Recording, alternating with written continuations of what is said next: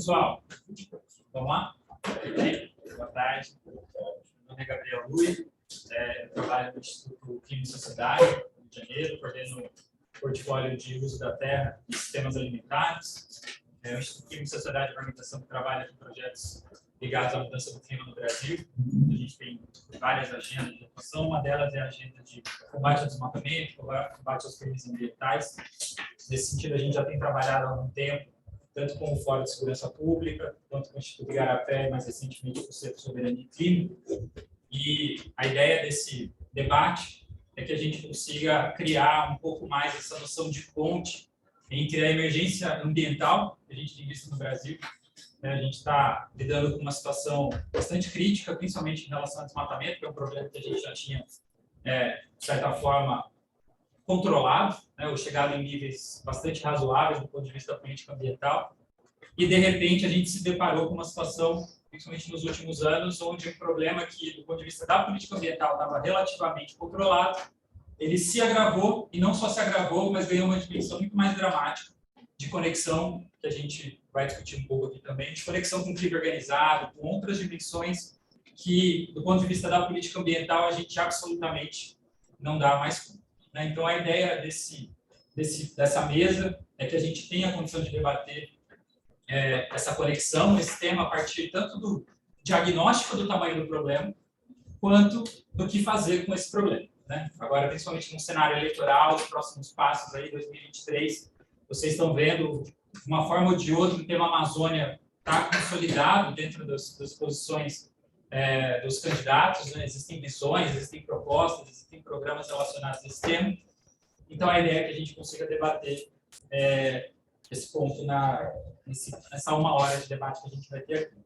Então, essa mesa se chama Governar para não entregar, Governança e Capacidades Institucionais de Segurança Pública na Amazônia. Então, a gente está aqui com o Renato Sérgio Lima, tem essa apresentação, na sua posição aqui de protagonista do Fórum de Segurança Pública, a Melina Risse, do Instituto Igarapé, e o Raul Jungmann, em nome do Centro Soberania e Clima, mas também pessoa que dispensa apresentações de todos os seus papéis aí no governo federal, foi ministro, foi presidente do IBAMA, presidente do INCRA, enfim, uma larga experiência também para a gente pensar aqui em gestão e articulação entre organizações públicas. Mais um detalhe em relação ao cenário que a gente está vivendo hoje, antes de passar a palavra para o pessoal que está aqui na nossa mesa, a gente viveu na Amazônia um ciclo de implementação de políticas públicas que foi considerado muito bem sucedido. A principal peça de política pública dessa intervenção do Estado se chamava PPCDAM, que era o Plano de Ação para o Controle do Desmatamento na Amazônia Legal. Foi um plano implementado em 2004, que ficou vigente até 2020. Em 2020 ele foi extinto pelo governo federal. Mas entre 2004 e 2012 a gente conseguiu reduzir em 82% o desmatamento na Amazônia Legal. Então, do ponto de vista de política pública, do ponto de vista de articulação interinstitucional, dos resultados que a política ambiental podia trazer para essa agenda, a gente pode considerar que foi um momento bem sucedido de implementação. Chegamos em 2012, a gente chegou a ter 30 mil quilômetros quadrados de desmatamento na Amazônia por ano, 20 vezes a área da cidade de São Paulo. Derrubamos isso para 4.500 quilômetros quadrados em 2012. Do ponto de vista de impacto ambiental, impacto climático, o Brasil foi um dos países que mais conseguiu reduzir as suas emissões de gás de efeito estufa justamente por ter reduzido o desmatamento na Amazônia. Então, um ciclo bem sucedido de implementação política. Chegamos em 2012, a gente começa a sentir um efeito, que a gente chama de um efeito rebote. Então, em 2013, a gente já não consegue entregar mais o mesmo resultado. Em 2014, já tem um pequeno aumento na taxa de desmatamento. Em 2015, mais um pequeno aumento. A gente ainda está falando do mesmo ciclo de governo. Em 2016, vem um processo político importante no país, a gente começa a sentir mais efeitos no campo. Em 2017, 18, 19, a gente começa a entrar numa curva muito ascendente de desmatamento, que é o principal indicador pelo qual uma organização como a nossa, de clima, entra nesse debate. O que a gente percebeu no campo de maneira muito evidente, por isso que existe uma conexão como essa, entre organizações de meio ambiente e organizações de segurança pública, é que a agenda ambiental chegou no limite. Os instrumentos, a potência da agenda ambiental para lidar com esse desafio, tinham chegado num ponto que a gente já não conseguia mais entregar o mesmo resultado. Até operando com os mesmos instrumentos, né? Então, quando a gente fala de desmatamento em 2013, 2014, 2015, em essência não tinha, né, sido desmontada nenhuma grande estrutura da agenda ambiental, mas a gente já não conseguia entregar os mesmos resultados. A gente começou a observar em campo um aumento do crime organizado, da criminalidade em torno da agenda ambiental, que os instrumentos da agenda ambiental já não davam conta. Então, acho que a principal justificativa da gente ter essa aproximação é que, ao observar a ascendência do crime organizado de outras redes por trás do que a gente estava identificando como desmatamento, assim, se tornava, a partir disso, imediatamente necessário que a gente se aproximasse mais da agenda de segurança pública, entendesse mais esse contexto e trabalhasse com propostas que fossem mais integradas do ponto de vista de intervenção. Não adianta colocar todos os fiscais do IBAMA, do ICMBio, da Secretaria de Meio Ambiente, a Polícia Ambiental aqui de São Paulo no campo, se a gente não tem as etapas de inteligência, as etapas de preparação de uma política pública de segurança para enfrentar esse problema. Então, mesmo a Polícia Federal, que tem uma área específica dedicada para isso, também a gente entendia que isso não dava mais conta desse tamanho, desse desafio. Então, só para que a gente entenda o contexto a partir do qual se dá essa aproximação, né? E aí, a partir, desde, acho que, né, Renato, de 2018 para 2019, a gente começa a conversar para que a gente consiga ter uma aproximação entre a agenda de segurança pública e a agenda ambiental e climática, para que essa integração de fato ocorra. Porque a entrega, qualquer entrega que vai ser feita do ponto de vista de combate ao crime ambiental e crime organizado que a gente vê na Amazônia, vai precisar de uma ação muito mais incisiva e integrada dos órgãos públicos que têm um mandato, que têm agenda para realizar esse trabalho, assim como a pressão da sociedade civil e outros instrumentos de responsabilização legal e econômica que podem apoiar essa agenda.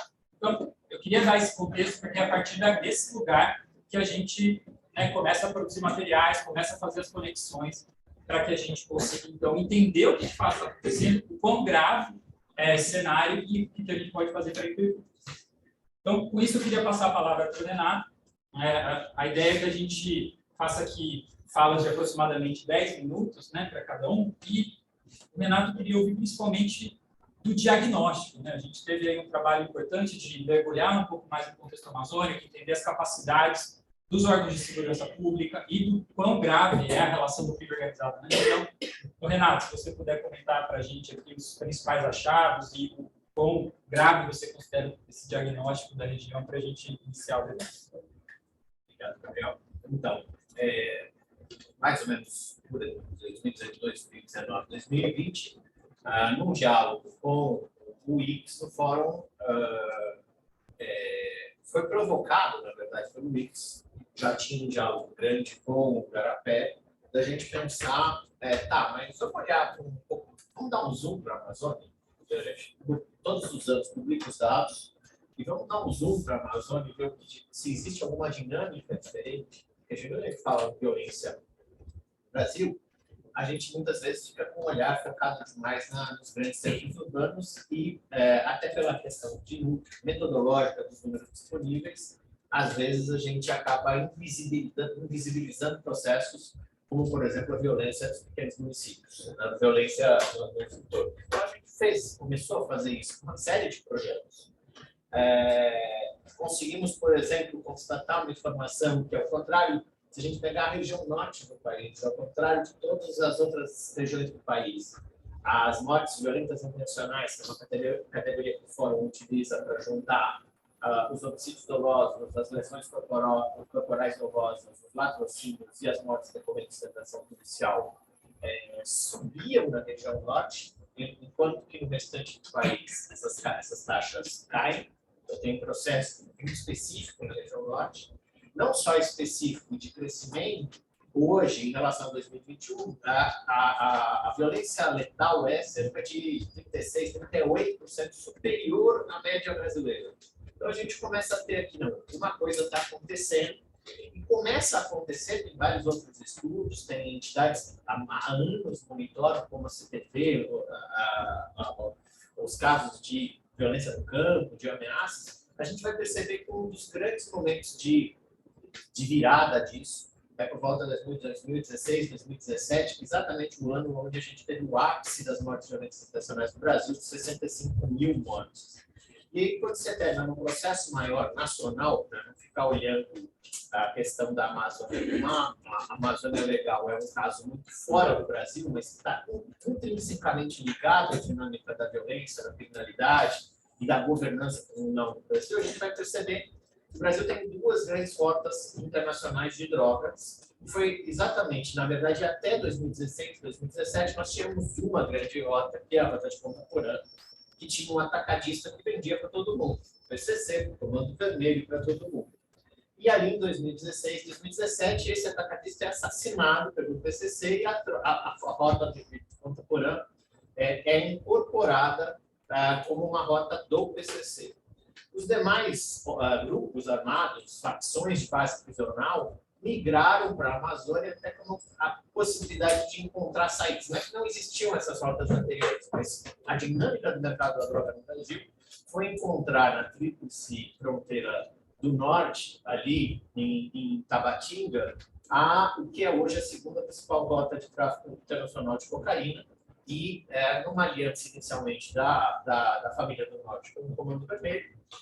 E aí, a partir daí, nós temos a segunda principal rota de entrada de cocaína no Brasil, naquela região, e com isso você foi estruturando foi fortalecendo as estruturas de governança criminal, que começaram a se implicar com toda a economia do crime, que tem a ver com, aí sim, com os crimes ambientais, que o Igarapé tem estudado bastante, o desmatamento, o garimpo ilegal, a pesca ilegal, e como é que isso, de certa forma, vai criando toda uma infraestrutura crítica muito dependente do crime. Para você ter uma ideia, os dados do relatório da ONU para drogas, se a gente considerar só o volume de cocaína que entra no Brasil e não é apreendido, descontando o que é apreendido, nós estamos falando de algo como 330 bilhões de reais todos os anos.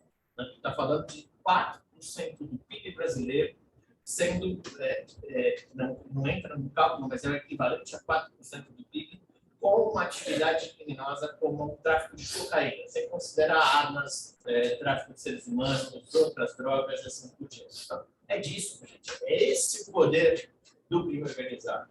Não é só a questão da violência, das armas, dos conflitos, mas a gente está falando de algo que tem a ver com 4% do nosso PIB. Poucos setores econômicos conseguem rodar tanto dinheiro dessa forma.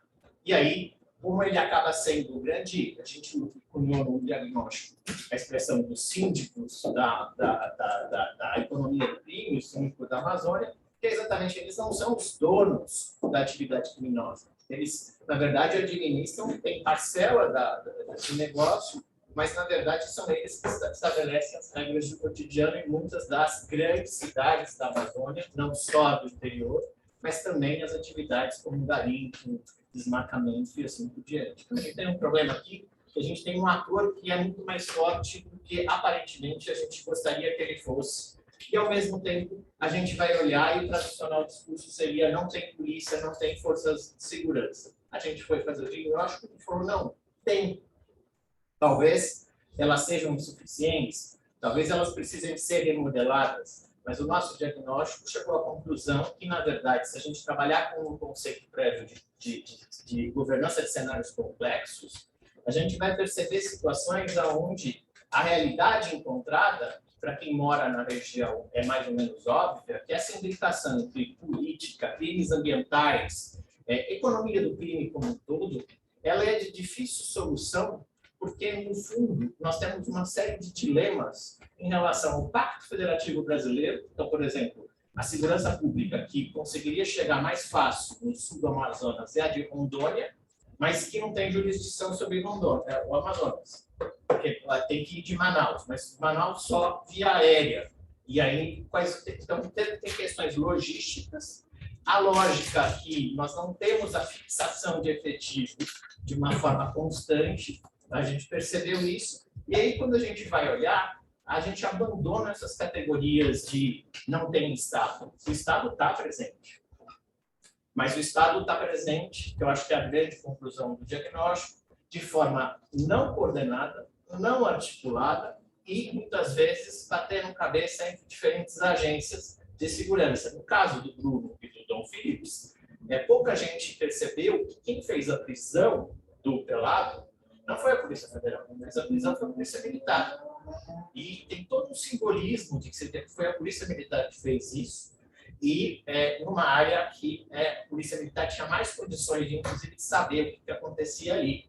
E como é que isso vai se desdobrando? Então, o diagnóstico vai apontando, por exemplo, eu não vou abrir aqui para não ficar, depois está no nosso site, no site do Igarapé e do Soberania e Clima, tem cópia tanto do diagnóstico como da agenda, mas uma informação, a gente tem mais ou menos, sei lá, 300 embarcações em todos os estados da região norte, 300 embarcações, o número é mais ou menos esse, exato, está lá na publicação, para cobrir todos os estados com atividade de provimento de polícia. Só o estado de São Paulo tem 600 embarcações.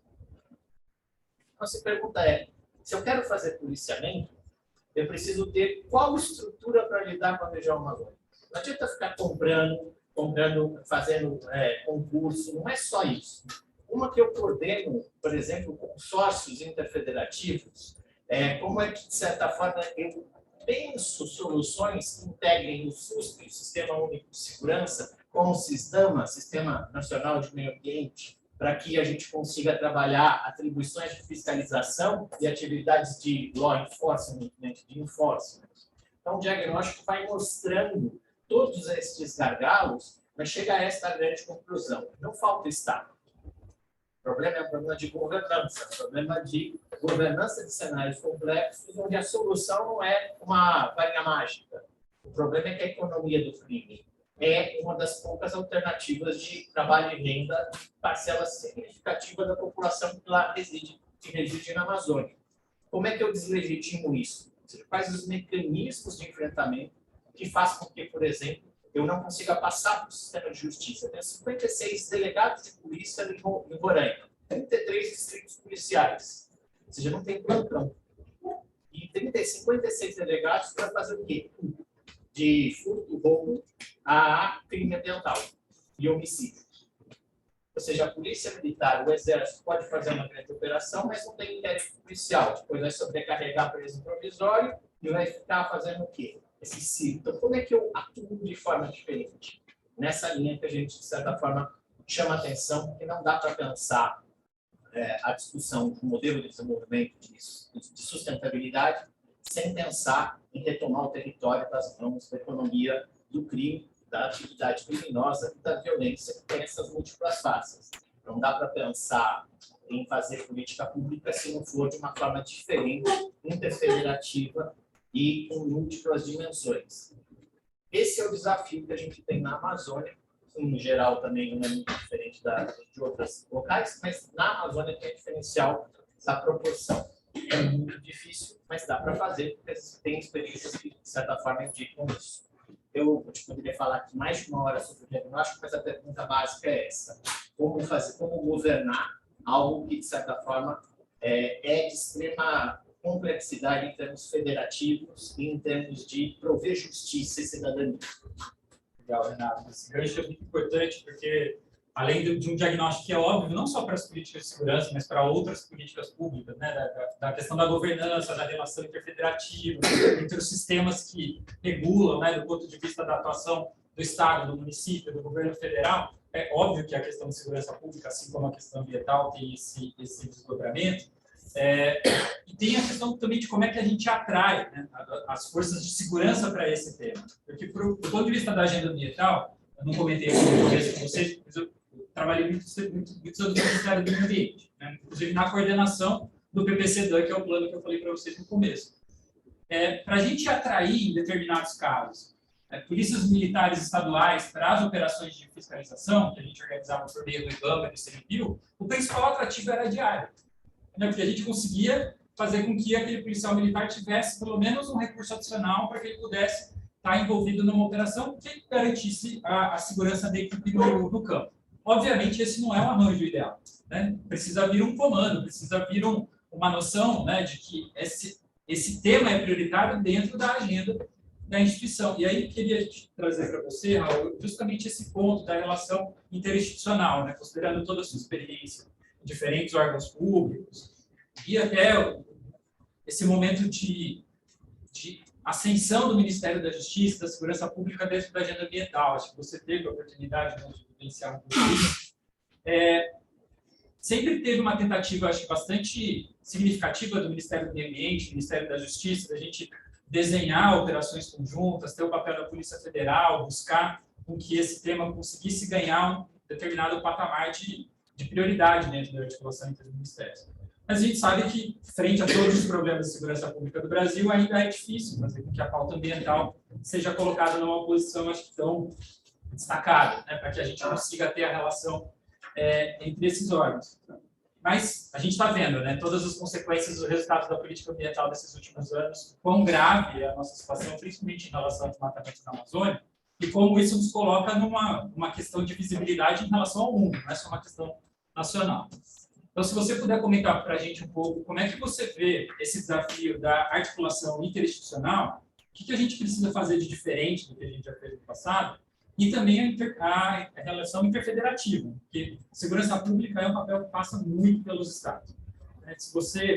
Quais são os seus insights para a gente fazer de forma diferente a relação entre os órgãos públicos nesse momento? Obrigado, Gabriel. Boa tarde. Agradecer o convite do fórum, estar aqui falando também para saudar a plateia na figura da Procuradora-Geral da República, Raquel Dória, que aqui é sempre um prazer receber aqui.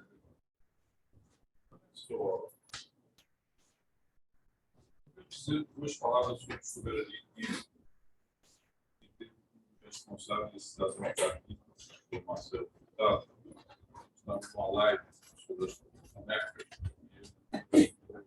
Fiz uma pergunta que até sido constituído o Selo da Amazônia, que eu vou ordenar, não sei se eu disse que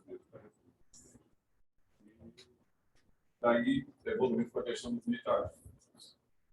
Eu então falei para ele, Gabriel, que genericamente não tem jogo na Amazônia que não inclui os militares, que não inclui a defesa nacional. E daí surgiu um tema que a gente sintetizou nesse programa: soberania e clima. Soberania, que é a certidão do nascimento de uma nação. Sabe? Tem que ter soberania. Tem que ter a soberania de uma maneira extraordinariamente esquemática, nada acima, nada abaixo. Ou seja, nenhum não reconhece nenhum poder abaixo de si, acima.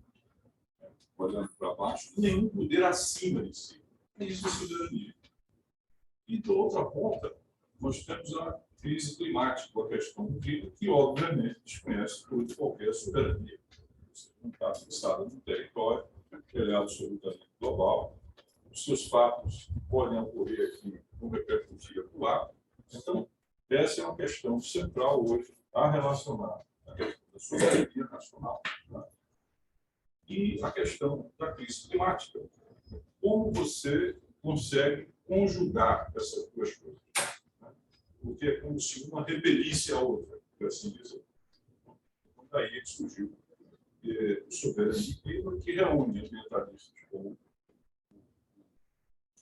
o Marcelo e outros mais, mas também generais, brigadeiros, almirantes não entendo, né? Mas, enfim, para promover esse diálogo.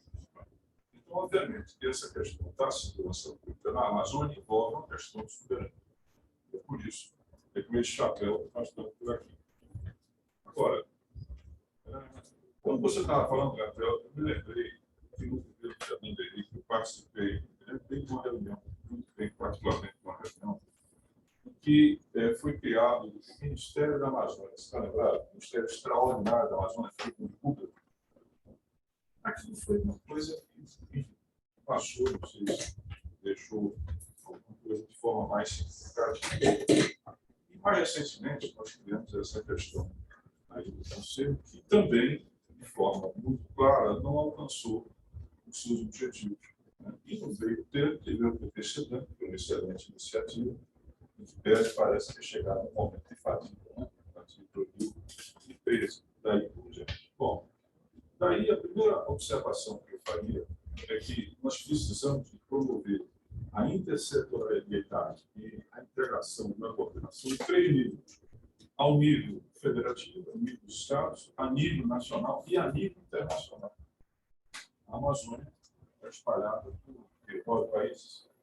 É um território contínuo, que é o 5º maior território contínuo do mundo que está lá.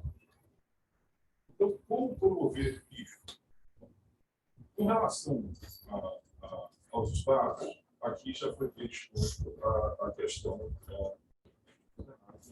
dos dois. Ou seja, eu tenho divisões federativas que, dadas as características da Amazônia, são impeditivas de que você possa atuar de uma forma integrada, embora você possa melhorar. Além do fato, todos aqui sabem, velhas suas apoios, das dificuldades que nós temos de integração das próprias polícias. Polícia que decidiu no âmbito do interior, juntamente com o órgão, no caso do Ministério Público, projeto estadual, primeiro federal e assim por diante. Então, essa já é uma dimensão que necessita ser efetivamente trabalhada. Isso poderia ser bastante mitigado, se não totalmente resolvido, se nós tivéssemos algo que nunca constou das nossas constituições. Nós tivemos 7 constituições e nenhuma delas, a segurança pública, foi uma responsabilidade, seja no Império, seja na República, do governo central. Nunca foi. Nunca foi. Isso sempre foi uma atribuição do Império, da província e na República dos Estados. Segurança pública ficava no nível federativo. Evidentemente, tentou-se vários arranjos. Gabinetes que foram feitos, outras questões. E, mais recentemente, durante a declaração do Ministério da Segurança Pública, em conjunto com o Fórum, em conjunto com a Carapé, em conjunto com o Sul da Paz e outras entidades mais, construiu-se uma política que derivou do SUS. Lembrando que o SUS foi uma iniciativa do primeiro governo do Lula, que tinha como coordenador o grande amigo nosso, Luiz Eduardo Soares, que foi passando até que chega. E quando não se esperava, por muito tempo, se conseguiu uma votação dele. E rapidamente se desenvolveu uma proposta política de coordenação e integração das 3 esferas, gerais, multifusos, comentários, que eu aqui reproduz, e da própria procuradora, que discutiu, vocês conseguiram construir uma política de uma coisa assim. Então, ali você procurava, digamos assim, suprir essa falha sistêmica. Na medida que você tinha agora um arcabouço legal para promover a coordenação através do governo federal, que antes você não tinha. Tá? Então, você criou um mecanismo, você criou ouvidoria, você criou lá dentro, uma instância de auditoria, procurando fazer uma transição do modelo que nós temos para um modelo de base, de evidências, que você procurava fazer lá dentro, e que você tinha uma coordenação estabelecida a nível operacional, mas também a nível propositivo, a nível de, digamos assim, de políticas, por assim dizer. Isso foi para a gaveta, isso foi inteiramente deixado de lado. Um terceiro nível, que seria o nível internacional, nós temos o Pacto Amazônico, que se encontra inteiramente deixado de lado. O Pacto Amazônico, inclusive, você que está me lembrando, a respeito que tem uma secretaria. O Pacto Amazônico tem uma secretaria. Sede em Brasília. O sede em Brasília, bem lembrado, mas que simplesmente não tem funcionado. Então, nós temos debilidades, tá certo, para enfrentar essa questão. A nível estadual, federativo, nós temos a nível nacional e a nível internacional. E a nível internacional, é bom lembrar que nós temos, fazendo fronteira, sobretudo na Amazônia, os 4 maiores produtores globais de drogas e, portanto, uma profunda relação com o crime organizado. Estamos falando aqui de Paraguai, Bolívia, Peru e Colômbia. Um PIB, assim dizer. E vale lembrar também que, agravando esse tipo de problema, nós temos a bacia amazônica como a maior bacia do mundo, em termos hídricos. Né? E lembrando uma coisa que poucas vezes é que essa imensa, gigantesca bacia, ela é de penetração, ou seja, ela vem de fora para dentro. Então, você tem milhares e milhares de vias que vêm desses países e que efetivamente penetram no território nacional. E o que é que nós temos de permanente, por assim dizer, nessas zonas extremas? Né?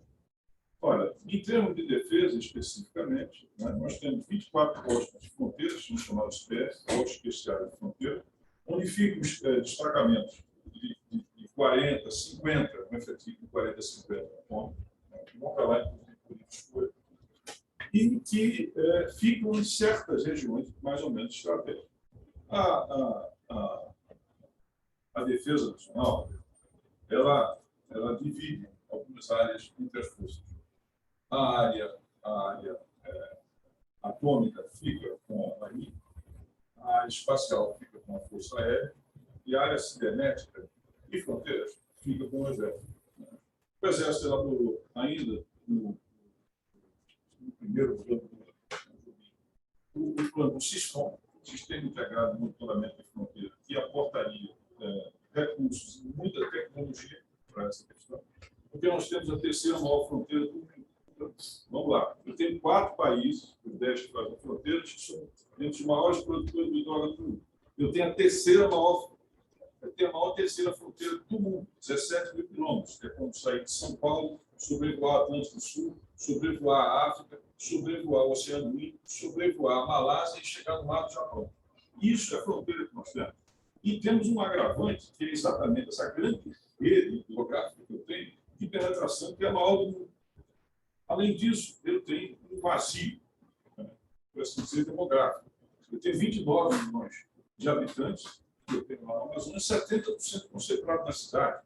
O que quer dizer que todo o espaço restante, 60% do território nacional, 5 milhões de 100, 5 milhões de 500 com sequer, ele é ocupado por 7, 8 milhões de pessoas. Outra coisa que é preciso colocar aqui para encerrar essa minha colocação. O Brasil nunca soube fazer com a Amazônia. O Brasil nunca soube. Nunca soube. Né? E continua, me permite aqui a provocação, não sabendo das dimensões de perigo do governo. Eu estava participando de uma live com o professor Daniel Pereira, e quando eu disse isso, eu assim, Mauê, né? Não, mas tem projeto. Projeto de Pancheiro, tem. Eu estou falando de projeto de Estado. Estou falando de projeto de Estado. Nós tivemos, e aqui, mesmo, crítico seja de quem for, mas nós tivemos muitas vezes arremedo de política. Por exemplo, nós estamos falando aqui, o Gabriel fez uma exposição muito boa pelo PPC, tanto que, aliás, merece o aplauso, inclusive, que seja editado, mas ele está falando do quê? Ele está falando de minimizar o impacto da destruição, tá certo? Que é feito na Amazônia. Aí eu vou recordar uma coisa que aconteceu comigo, quando eu era presidente do IPAM.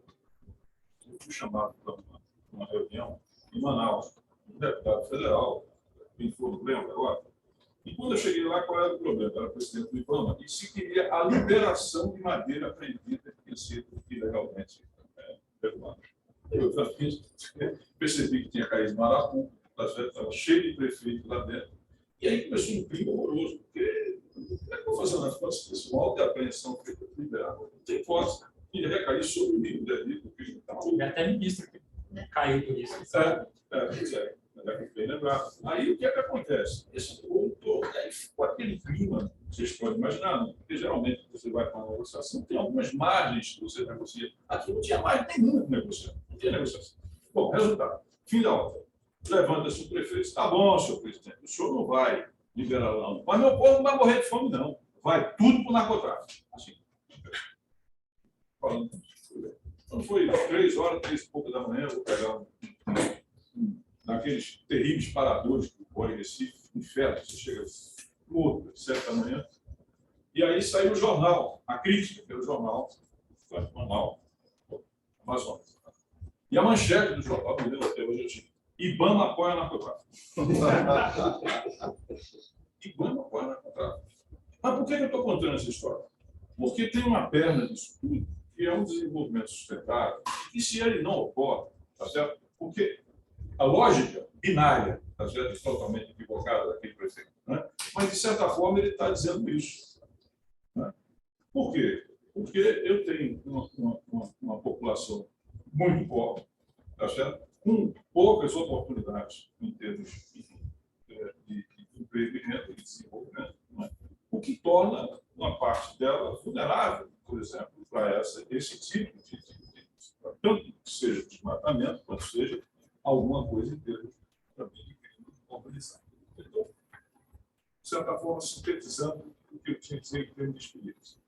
Eu diria o seguinte: nós temos que ter a capacidade de produzir sinergia e integração ao nível das forças locais, se vocês quiserem, do Estado. Tá certo?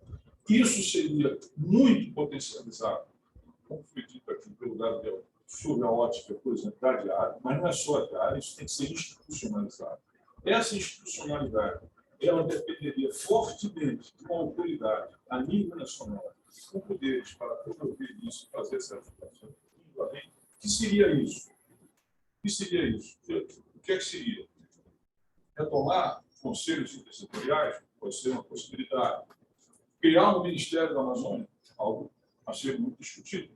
Sim ou não, o que seria? Interessante, né?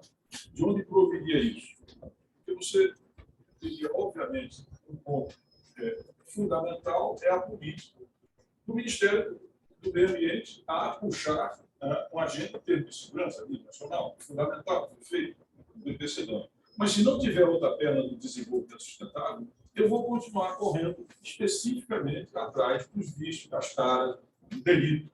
Né? E sem ter algo na frente para puxar a transformação. A transformação vai vir, sobretudo, claro, precisa acontecer, cuidado, mas tem que ter desenvolvimento. E o terceiro aspecto é retomar uma agenda de integração com os demais países da América do Sul, que tem a Amazônia no seu território. Né? Não é possível que a gente não tenha nenhuma política internacional, nenhuma política pública internacional que diga respeito especificamente aos países amazônicos, né? E onde você tem uma concertação. Eu fiz reunião com o ministro da Defesa com todos os países da fronteira e levava a Polícia Federal, levava as Forças Armadas, levava tudo. E aí o que é que se observa? As legislações não convergem, as forças não se entendem, né? Não há uma articulação. E como você fazer, se o crime se internacionaliza, se grande parte, né, de tudo isso, esses delitos todos, eles têm uma articulação hoje que é mais que nacional, é transnacional, então a dimensão internacional ela tem que ser enfrentada, tem que ser construída. Não tem como não fazer. Bom, para por aqui, já passei o tempo. Não, muito bom, obrigado. Eu acho que tem uma dimensão muito trágica, né, no seu relato, que é, óbvio, né, várias dimensões do diagnóstico que a gente está fazendo aqui, mas a gente viveu momentos muito diferentes em relação a tanto a implementação de políticas ambientais, quanto os sinais que isso dá sobre a forma como a gente mede os impactos, né, dessas políticas. Então, como eu falei, em 2012 a gente chegou no mínimo, né, foi lá 4.500 km² de desmatamento num ano na Amazônia. Foi um ano onde a gente teve crescimento do PIB, agropecuária crescendo. Então, assim, quando você olha os indicadores econômicos de 2012 e plota ele com desmatamento, você observa que a gente viveu um momento que era relativamente positivo, tanto do ponto de vista da política ambiental, quanto do ponto de vista de crescimento econômico. É claro que vários desses gaps, dessa situação de desenvolvimento da Amazônia, não se consolidaram, eles não foram permanentes. Mas é muito importante que a gente desmonte também esse discurso de que não há possibilidade de ter crescimento econômico com preservação ambiental. Né? Mesmo na atividade mais tradicional, que é plantar soja e pecuária da Amazônia, a gente teve um momento positivo que tem um desmatamento associado a esse processo, que ele é completamente desnecessário. Né? Então, o desmatamento da ilegalidade, da grilagem de terra pública, da conexão com essas camadas de crime, ele não precisa acontecer. Tem uma dimensão do desmatamento que ela vai ser necessária para o desenvolvimento da região, mas isso é residual frente ao que a gente tem, né, a ascensão dos crimes que estão por trás dessa iniciativa.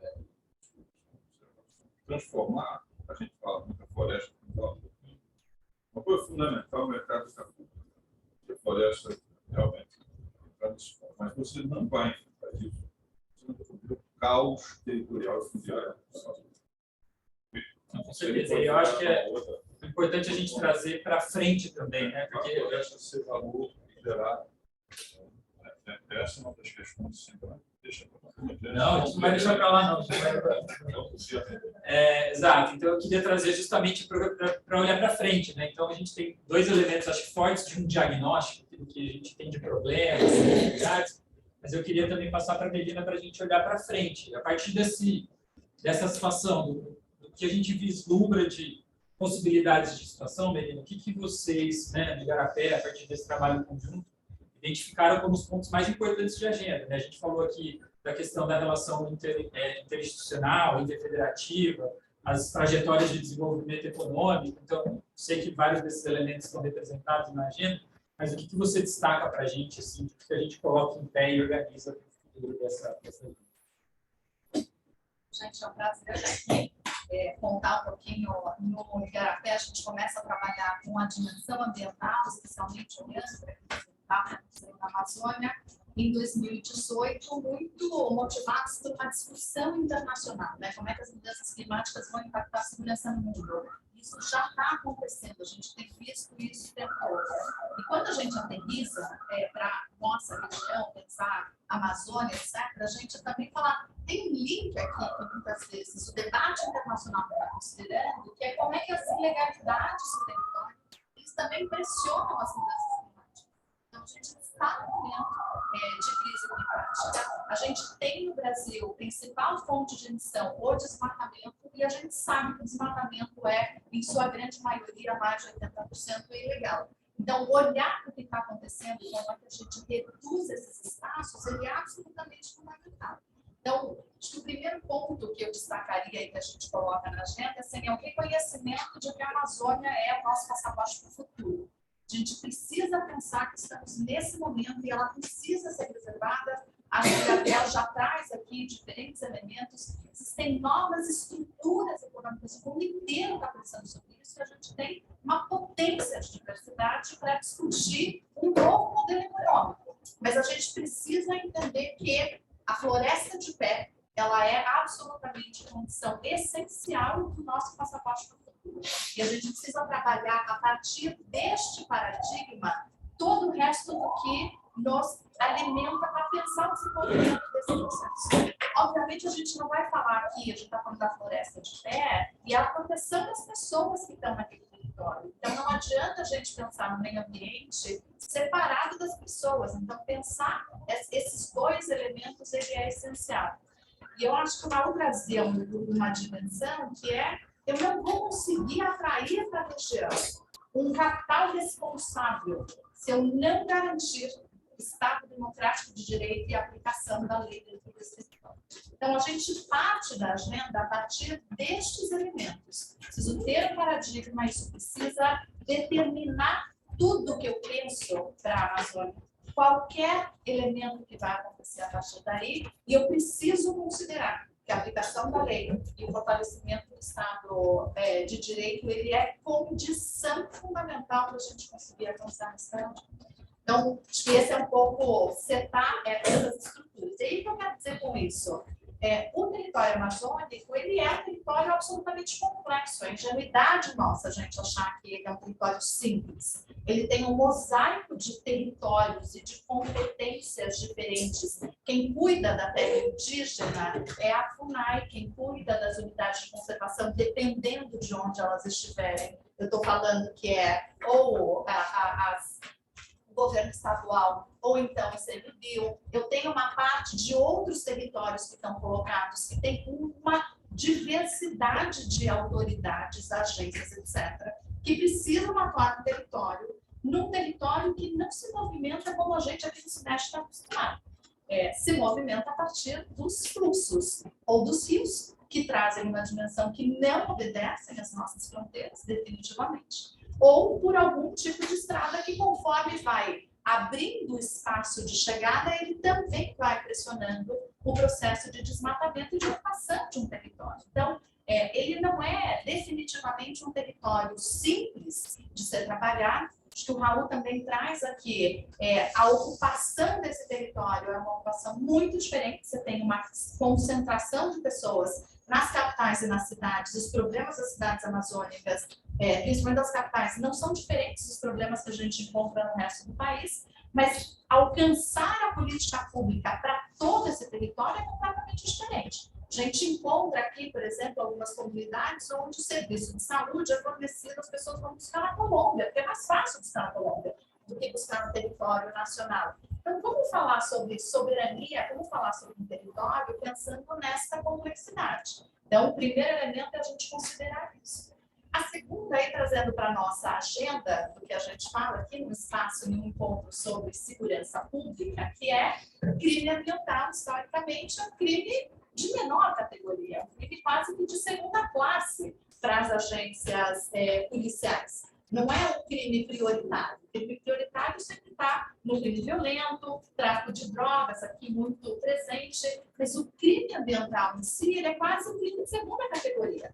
Então, como é que a gente traz esse elemento absolutamente fundamental? Porque o crime ambiental, ele é um crime, a gente tem estudado muito isso no Canadá, ele é um ecossistema criminal, essas redes criminosas, elas se encontram.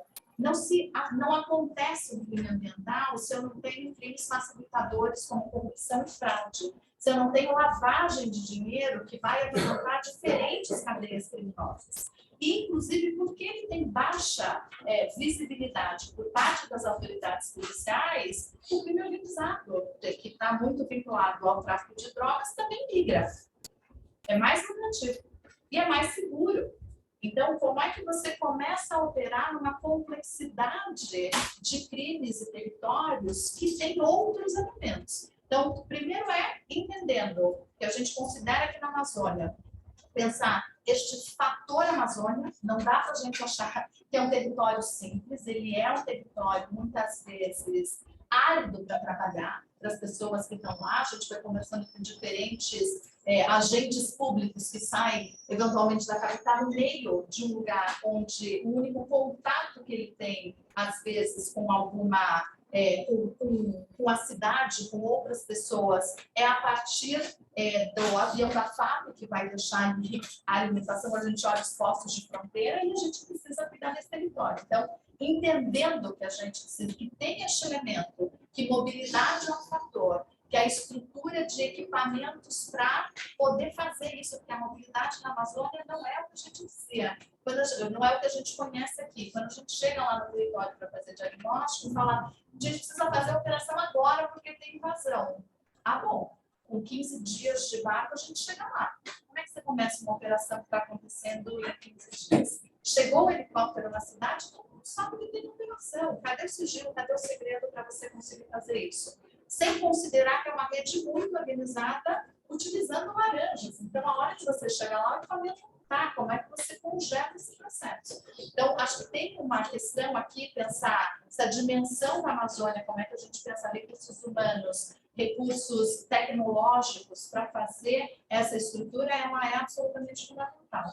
Pensando na dimensão aí do crime ambiental, é pensar que o crime ambiental, diferente do crime violento, que muitas vezes a gente conversa aqui no âmbito do fórum, ele é mais complexo de lidar pelas suas próprias características, e o enfrentamento ele vai se dar a partir de 3 óticas: a civil, a administrativa e a penal. E hoje a penal é a menos utilizada. Então, quando a gente olha, inclusive, a atuação do Ministério Público, o próprio IBAMA, dependendo da cadeia econômica que está pressionando o desmatamento, tem outras organizações e outros agentes aqui fazendo essa estrutura no território.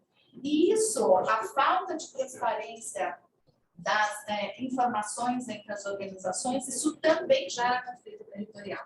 Então, conversando com pessoas do IBAMA, por exemplo, chega num momento para fazer uma fiscalização e uma apreensão, com aplicação de multa, etc., eles descobrem que, na verdade, tem uma licença autorizada pela Secretaria Estadual de Meio Ambiente para fazer aquela exploração, que essa informação nunca circulou entre todo mundo. Então, você tem aqui uma complexidade em relação a que autorização foi dada para esta relação das pessoas com o meio ambiente, para a gente conseguir fazer a percepção, seja administrativa, seja penal, em cada uma dessas situações, que realmente colocam um elemento muito complexo. Lembrando que as principais economias que têm pressionado o desmatamento, elas são economias na sua grande escala legal.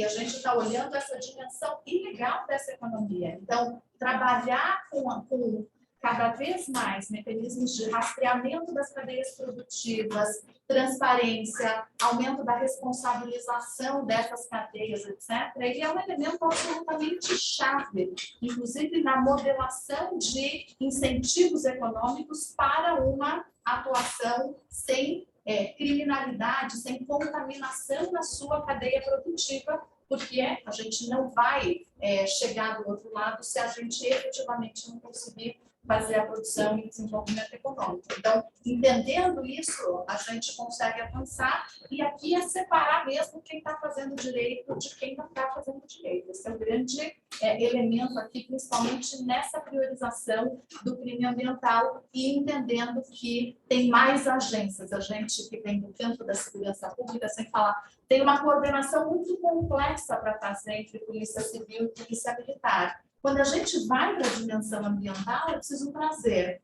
as agências de fiscalização ambiental em todos os níveis delas. Algumas questões, quando a gente vai lidar com mineração, por exemplo, preciso envolver a ANM, que tem uma outra relação aqui colocada. Eu preciso envolver o setor privado. Se a gente não trouxer o setor privado para sentar na mesa, para fazer uma limpeza dessas cadeias produtivas, para aumentar a transparência e trabalhar dentro do mesmo lado, a gente não chegará do outro lado. Então, nesse caso, a participação do setor produtivo, do setor econômico, é absolutamente central para a gente chegar. E a gente precisa olhar também para os problemas muito básicos e tradicionais de segurança pública que nos encontros do fórum a gente sempre fala.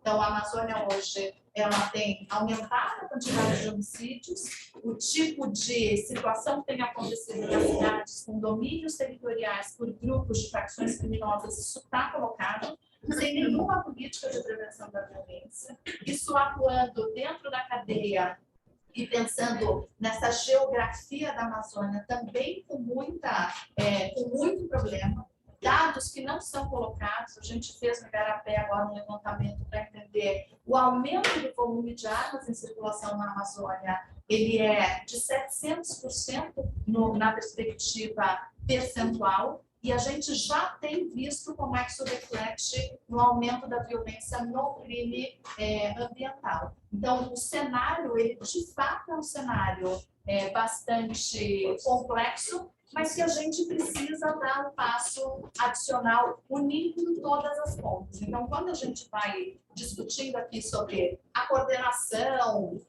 quais são as agências todas envolvidas, aqui a gente aumenta a complexidade, porque a gente tem mais agências, a gente tem um território que se movimenta num outro formato, numa outra dinâmica, às vezes muito distante de quem está decidindo a política pública, porque não é quem mora em Brasília, a lógica é muito diferente. Como é que a gente escuta também a população que está dentro desse território, também muitas vezes vulnerável a todo tipo de ataques. A gente tem visto como é que a comunidade indígena tem sofrido muito, invasão de terras indígenas, etc. E isso depende de uma regulação. Então, o potencial também se trabalha muito, estando ali na Amazônia, pensando no diagnóstico, ele trabalha muito no potencial que você vai ganhar. Então, quando se faz uma discussão, a gente vai legalizar a mineração ou vai legalizar as terras que foram griladas, você gera uma atuação já a valor futuro, invadindo hoje especificamente. Então, você aumenta a dinâmica da região. Então, aqui, quando a gente foi pensar a agenda e trazendo esses elementos, colocando essa centralidade, entendendo qual é o elemento. A gente precisa reconhecer a complexidade para conseguir atuar com ela e atuar em todas as suas dimensões. Mas ela parte, sem dúvida nenhuma, acho que o Raul trazia aqui, qual é o paradigma e o que a gente quer com a Amazônia e o que a gente vai defendendo que a Amazônia é o nosso passaporte do futuro. E a partir daí a gente precisa desenhar todas as decisões pensando que a floresta e a população que lá vive precisam ser protegidas.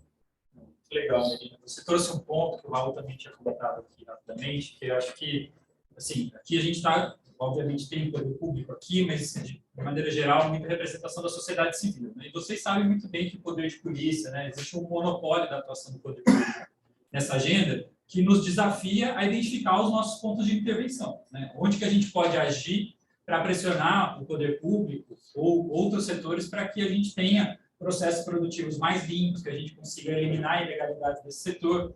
Estou vendo aqui, né, a Procuradora-Geral da República, Raquel Dodge, eu lembro um encontro que a gente teve quando a gente discutiu a Amazônia Protege, a iniciativa do Ministério Público, né, para ampliar a capacidade de responsabilização, para que a gente, inclusive, chegue no setor privado.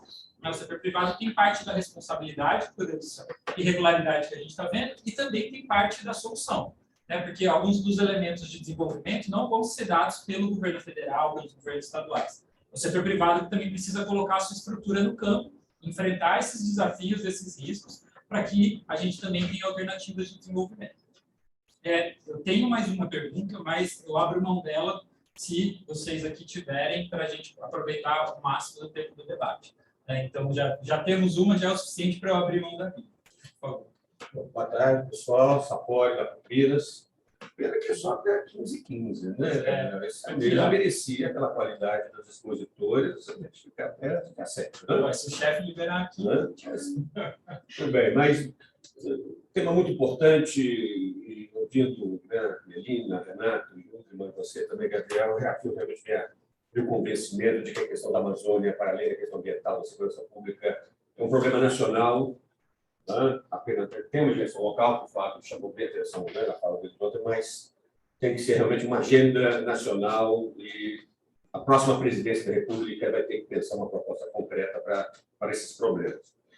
Minha pergunta é em duas dimensões, do diagnóstico do que fazer, muito em função de uma visita que eu fiz ao Acre no mês passado, num evento do Ministério Público local. Eu fiquei muito bem impressionado com o que eu vi lá. O MP do Acre tem o GECOC, né, que é o Grupo Especial do Crime Organizado, muito ativo. O trabalho de inteligência que eles estão fazendo, e eu tive uma noção para ele, Renato, é muito impressionante. O diagnóstico quântico qualitativo do que está acontecendo, né, das várias manifestações criminosas na região do Acre é impressionante. E a minha pergunta foi muito simples. Com quem vocês estão conversando? Polícia Militar, Polícia Federal. Pergunta elementar. E como é que está a conversa com o Estado do Amazonas? Roraima, Rondônia. Praticamente não existe. Troca de conhecimento, de inteligências. Praticamente não existe. Bom, isso suscita a questão do que fazer. Né? E aí eu coloco os três. Um modelo de articulação, eu concordo com o Dilma, a lei do SUS é muito importante, mas ela depende de uma ação operacional. Por que não pensar num modelo de força-tarefa para lidar com essa realidade? Porque a força-tarefa é uma estrutura interinstitucional, interfederativa, ela pode ser montada com muita flexibilidade, ela pode ter aparato legal. Por que não pensar numa força-tarefa focada no law enforcement, aí na questão do law enforcement, da repressão mais qualificada dessas várias manifestações da criminalidade organizada da Amazônia? Como bem disse a Melina, as redes estão muito articuladas, você tem muitas agências envolvidas, e eu não vejo uma alternativa que não seja através do modelo de força-tarefa. Eu queria ouvir o que vocês pensam a respeito. Segundo, o Renato e Melina, no dia de diagnóstico, ouvi muito do Acre lá, um dado que me preocupou muito. Não sei se vocês tiverem essa mesma informação. O tráfico internacional, né, da cocaína que está passando pela região do Acre está utilizando como bases logísticas terras indígenas. Estão sendo cooptadas comunidades indígenas. Não conseguiram me dizer o tamanho do problema. Mas me disseram várias fontes distintas. Isso está acontecendo. E aí? É isso mesmo? Tem fundamento que me disseram lá, não é? Eu queria, né? A gente consegue pegar mais uma pergunta, se alguém quiser aproveitar, antes da gente passar para a resposta, porque depois a gente vai precisar fechar. Então, se alguém quiser fazer pergunta, agora é hora. Vamos lá. José Paulo, da Prefeitura aqui de São Paulo, da Secretaria de Segurança Urbana, mas a minha pergunta vai mais da minha área de pesquisa acadêmica, eu pesquiso segurança informática.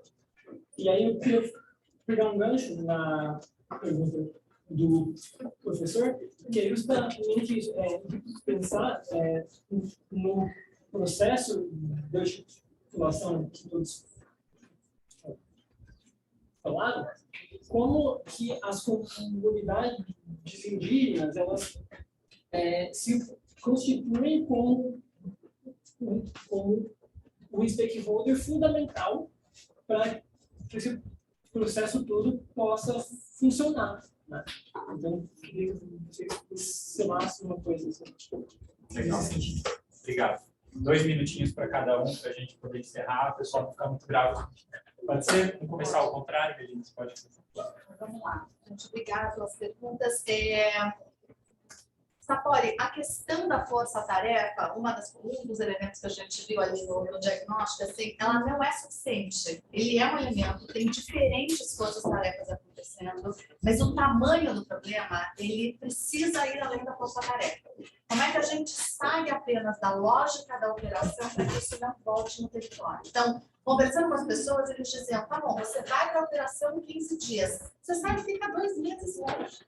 Não acontece muita coisa. Então, a gente precisa pensar no sistema de articulação interinstitucional, e como eu falava no começo, você precisa pensar um plano, tudo converja para isso. Ele não é um elemento, ele é sim um processo e um problema essencial de segurança, mas ele não é só. E todas as medidas que a gente tomar em relação a modelo de desenvolvimento, etc., isso tudo terá impacto territorial. Então, isso precisa ser considerado. Parte do que a gente coloca, inclusive na agenda, eu preciso adequar o tipo de investimento e adotar critérios de sustentabilidade e de descarbonização da economia, porque está acontecendo lá.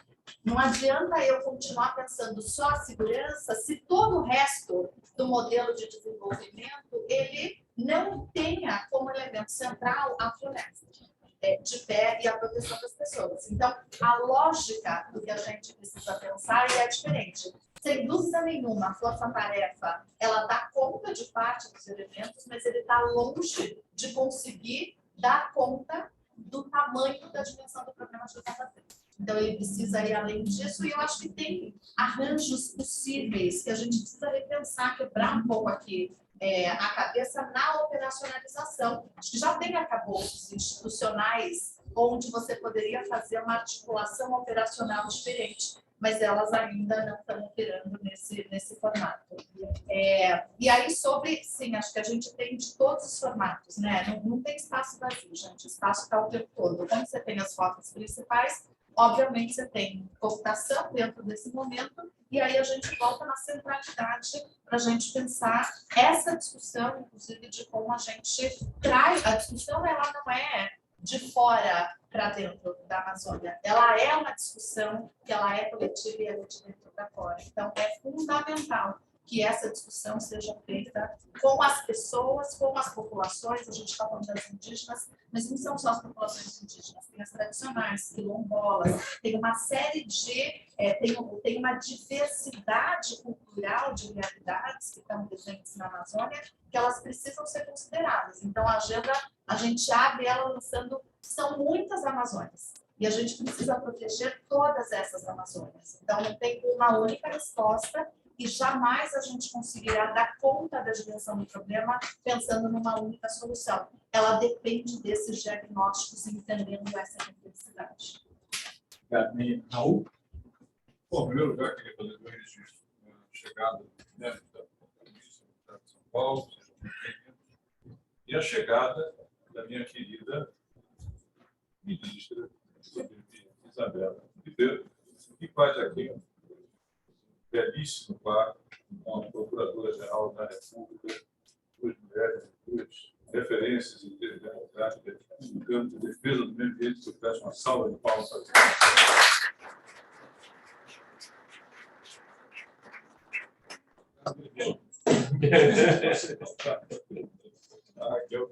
Ele vai levar uma prova.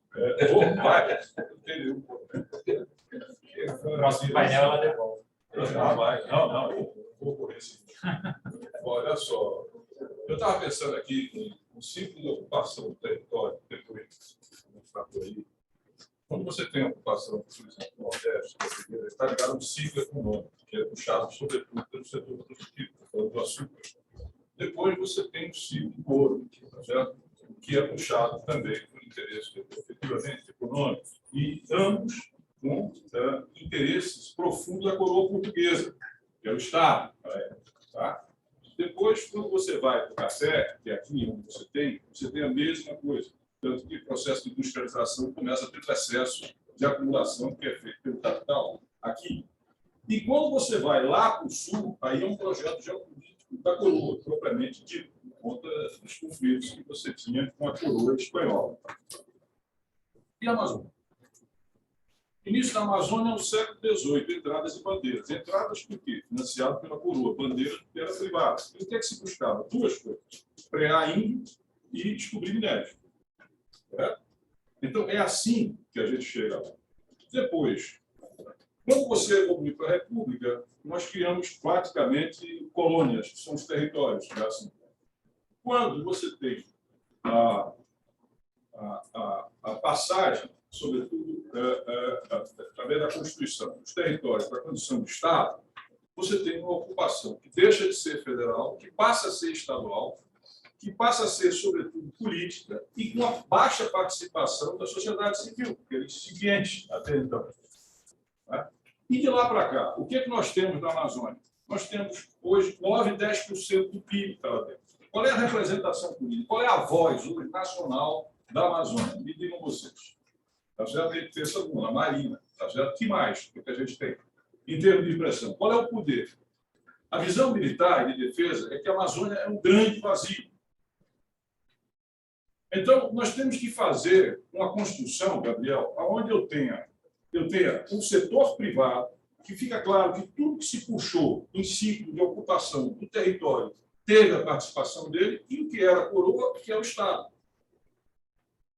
Então, quando eu formulo que, olha, nós não temos, nem sabemos o que fazer com a Amazônia, é porque eu não tenho, pelos dados do PIB, pelo dado de renda, pelo dado de população, pelo dado de representação política, na verdade, é um grande vazio. E como é que é? Aí você veja, vamos pensar no outro processo de desenvolvimento também do território regional. O que acontece com o Cerrado? A possibilidade de desenvolvimento com o Cerrado vem através da agricultura, sobretudo, particularmente da soja, e do híbrido que foi desenvolvido pela Embrapa. Mas, a partir dali, você tem o quê?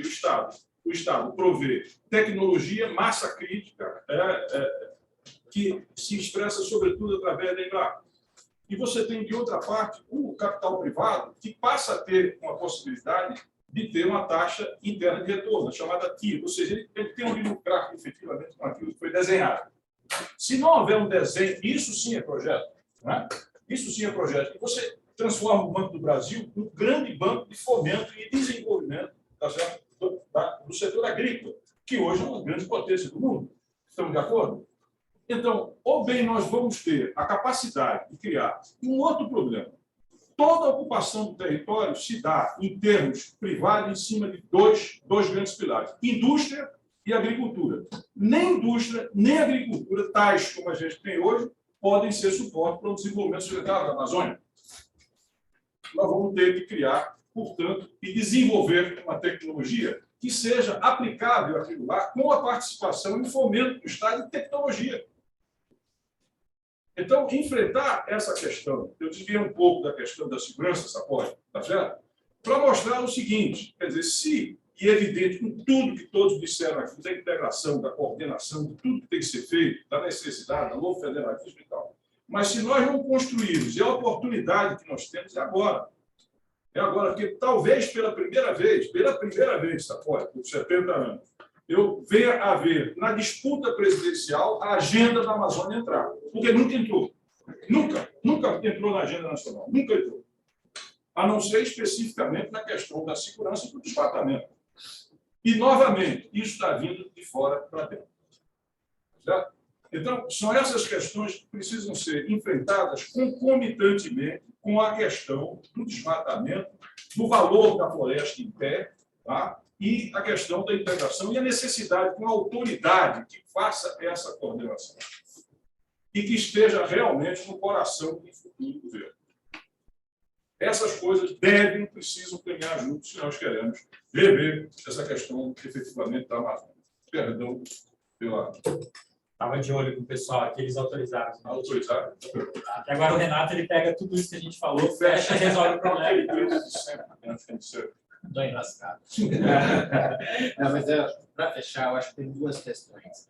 Uma coisa que você pode destacar que é importante, que sim, hoje a discussão da Amazônia passa o que a Isabela estimulou a gente a criar essa expressão, a violência extrema, que não é só homicídio, tem a ver com os desaparecimentos, com a violência, que é muito em função no entorno ou dentro de terras indígenas. Quando a gente vai olhar, que são esses territórios que, no começo eu falei da invisibilização, quando a gente olha para os números das cidades, ou seja, das 30 cidades, né, mais violentas do país, 1/3 está na Amazônia e quase todas elas em áreas contíguas ou dentro de terras indígenas.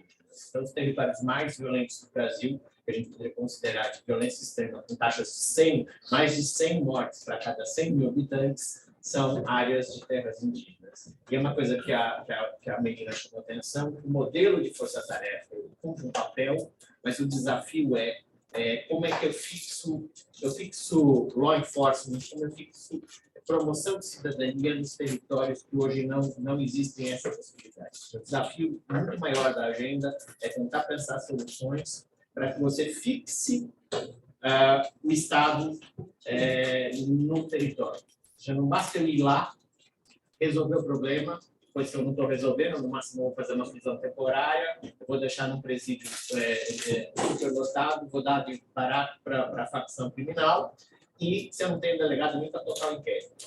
Então, essa é uma discussão que a gente precisa levar adiante, e que tem a ver com uma coisa que o Raul sempre diz, que eu acho que a gente está na hora de a gente pensar um pouco qual é o sentido do interesse nacional, que está ali mais ou menos derivado da Constituição Federal, que quem interpreta o interesse nacional em termos de interesses de desenvolvimento, meio ambiente, econômicos e sociais. Hoje em dia, esse interesse é traduzido muito em função dos órgãos de Estado, Forças Armadas ou a diplomacia. Mas essa é uma agenda, e aí talvez a grande questão de um cenário complexo, que passa pela liderança de um executivo que dê rumo e um Congresso que não seja omisso, porque o Congresso brasileiro até hoje não pensou questões sobre defesa, soberania, segurança, e está sempre um grande hiato. E todos esses temas são agendas inconclusas. Mas acho que o debate vai continuar bastante na próxima mesa, que a gente já tem 3 pessoas, eu só não vi o Rogério ainda, mas Raquel, Isabela e Mônica já estão aqui, e esse papo continua. Mônica está lá atrás, lá no cantinho, Legal, obrigado, Renato. Eu queria só deixar um último dado para vocês, para a gente ficar ainda um pouquinho mais desesperado, a gente já conversou. Para vocês terem uma ideia, aproximadamente 1/4 da área desmatada na Amazônia ela está abandonada. Ou seja, ela foi desmatada e depois ela foi abandonada. Ou seja, mesmo para essa lógica de suposto desenvolvimento econômico, essa área não serviu. Então, a gente colocou a floresta abaixo e não colocou nada no lugar. Então, vocês imaginam, 24%, 25% de quase 800 mil quilômetros quadrados que já foram desmatados, abandonados. Então, imagina isso numa estratégia de desenvolvimento direcionada, com incentivos. Então, a gente não precisa viver mais esse dilema de que eu preciso colocar a floresta abaixo para colocar uma determinada trajetória de desenvolvimento. A gente tem soluções, a gente tem área, a gente tem opções, a gente precisa passar pelas dimensões de governança, dimensão de atuação do poder público, incentivos do setor privado, para que a gente possa organizar esse jogo de novo. Não é impossível, tá? Então, assim, eu sei que é um número ruim, mas não é impossível a gente criar essa coordenação. Gabriel, pedindo licença, aproveitando aqui a filha da notícia, se permite, que tem a ver com indicação. Como vocês sabem, hoje, profissionalmente, tudo migrante, brasileiro de mineração. E um grande problema que a gente tem, todos nós temos, é o garimpo legal. Destrói a comunidade, destrói o meio ambiente, destrói um desastre, crime, se associa com crime organizado, PCC, já vocês possam imaginar. Então, a partir de um relatório do Instituto de Escolhas, que identificou que na lavagem do ouro é fundamental as DTVMs, distribuidoras de títulos de valores imobiliários, tá? E 5 delas concentram 90% de toda a precariedade. E é exatamente aí onde é feita a lavagem do ouro, que é o principal criminoso que nós temos lá, tá certo? Que passa por elas. Nós fomos ao Banco Central, com o Instituto de Escolhas, com o ISA e com o Instituto Socioambiental, para propor a fiscalização exatamente do Banco Central com relação a isso. O Banco Central, então, nos disse que para eles era fundamental a instalação da nota fiscal eletrônica, que aí permite o rastreamento e o cruzamento de dados. Perceberam? É tirar mercado desse setor clandestino e criminoso. Então, nós fizemos uma reunião com a Receita Federal, toda a cúpula da Receita Federal, com a CVM, que também os controla, e pediu logo para fazer representação por todas as singulares, nós vamos fazer junto com os coisas. Pediu também, e também presente o Ministério da Minas e Energia, e dando suporte a isso. Então, acredito que a gente vai avançar no sentido da nota fiscal eletrônica. E isso vai significar um golpe muito significativo, exatamente nessa ilegalidade, nesse cluster de ilegalidade centrado em termos de ouro. Uma outra ponta, nós já unimos todas as grandes joalharias do Brasil, juntamente com as mineradoras legais que produzem ouro, para criar exatamente um pacto entre elas e auditoria dos dois lados, para que você tivesse um selo de que aquele ouro é efetivamente legal, tirando, portanto, o mercado do garimpo ilegal, que destrói, que mata, que é um câncer que nós temos lá. Então, eu queria dar notícia desses dois fatores e concluir lendo uma frase de um grande brasileiro que diz o seguinte: na Amazônia, a ausência do Estado brasileiro e, consequentemente, a impunidade e a ilegalidade resultam na perda da soberania nacional pelas mãos do próprio Brasil. Marcelo Furtado, é o autor da frase. Obrigado. Obrigado, gente.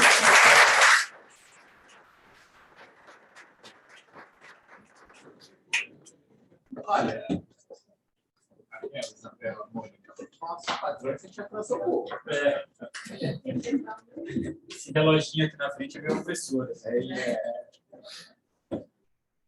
Agora, o Rogério está aqui. Alguém recebeu a notícia dele?